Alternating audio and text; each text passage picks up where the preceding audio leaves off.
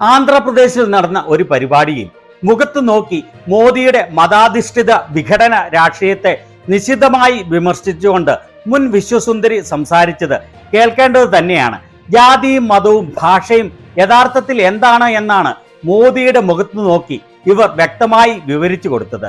ഈ കാര്യങ്ങളെല്ലാം നമുക്ക് വ്യക്തമായി കാണാം. ചാനൽ ഇഷ്ടപ്പെടുന്ന സബ്സ്ക്രൈബ് ചെയ്യാത്തവർ സബ്സ്ക്രൈബ് ചെയ്യാൻ മറക്കല്ലേ.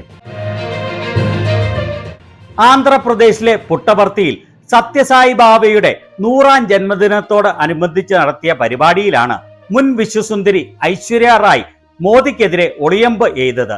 മോദിയെ മുന്നിലിരുത്തി പരസ്യമായി അവർ ഇവിടെ പറഞ്ഞ കാര്യം കേട്ടുകൊള്ളൂ. There is only one caste, the caste of humanity. There is only one religion, the religion of love. There is only one language, the language of the heart. And there is only one God, and He is omnipresent. Sai Ram, Jai Hind. ഒരു ജാതി മാത്രമേയുള്ളൂ, മനുഷ്യത്വത്തിന്റെ ജാതി. ഒരു മതം മാത്രമേയുള്ളൂ, സ്നേഹത്തിന്റെ മതം. ഒരു ഭാഷ മാത്രമേയുള്ളൂ, ഹൃദയത്തിന്റെ ഭാഷ. ഒരു ദൈവം മാത്രമേയുള്ളൂ, അദ്ദേഹം സർവ്വവ്യാപിയാണ്. ഇവർ ഇത് പറയുമ്പോൾ വേദിയിലിരിക്കുന്ന മോദിയുടെ മുഖത്തേക്ക് ക്യാമറ മാറുകയും മോദിയുടെ മുഖഭാവം കാണിക്കുകയും ചെയ്തത് കണ്ടല്ലോ അല്ലേ. ശരിക്കും ചമ്മി ഐസായിപ്പോയി എന്ന് തന്നെ പറയാം. ഇങ്ങനെ മോദിയുടെ മുഖത്ത് നോക്കി സത്യം വിളിച്ചു പറയാൻ നട്ടലുള്ള സെലിബ്രിറ്റികളും പ്രമുഖ വ്യക്തികളും രാജ്യത്തെ ഏതാണ്ട് കിട്ടാക്കനിയാണ്. എല്ലാ ഭരണഘടനാ സ്ഥാപനങ്ങളെയും കോടതികളെയും വരെ സംഖ്യവൽക്കരിച്ച് രാജ്യത്തെ നശിപ്പിച്ചുകൊണ്ടിരിക്കുന്ന നരേന്ദ്രമോദിയുടെ മുഖം നോക്കി വ്യക്തമായി അവർ മറുപടി കൊടുത്തിരിക്കുകയാണ്.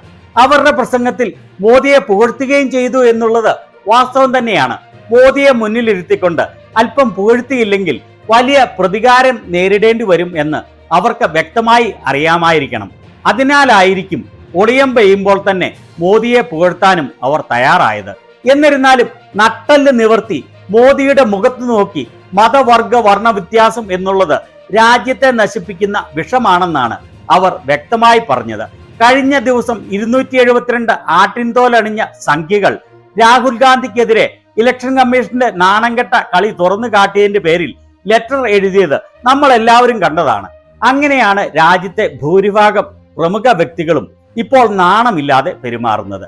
അതിന്റെ ഇടയ്ക്ക് ഇത്തരത്തിലുള്ള ചിലരും ഉണ്ടെന്നുള്ളത് വലിയ പ്രതീക്ഷ നൽകുന്ന കാര്യമാണ്.